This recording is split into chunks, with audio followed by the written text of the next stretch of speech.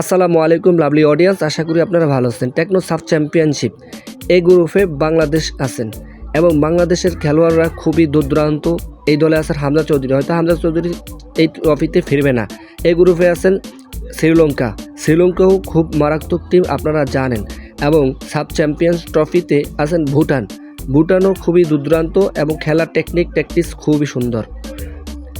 Techno sub championship 2026 B গ্রুপে আছেন team India দক্ষিণ অঞ্চলের ভিতরে খুবই দুর্দান্ত ছিল, তবে এখন মোটামুটি ডাউন বললেই চলে, যেহেতু বাংলাদেশে যেতেই পারে না। এই ট্রফিতে আছেন মালদ্বীপ এর আগে চ্যাম্পিয়ন হয়েছে, সেটা আপনারা মোটামুটি জানেন যারা খেলা বোঝেন দক্ষিণ এশিয়ার। তো এই ট্রফিতে আছেন পাকিস্তান অতটা খারাপ দল নয়, তারা মাঠে ময়দানে খুব ধাপিয়ে বেড়ায়। মোট 6টি দল নিয়ে এবারে 2026 সালের ফিফা টেকনো সাব চ্যাম্পিয়নশিপ হবে 2026 সালের বঙ্গবন্ধু স্টেডিয়ামে।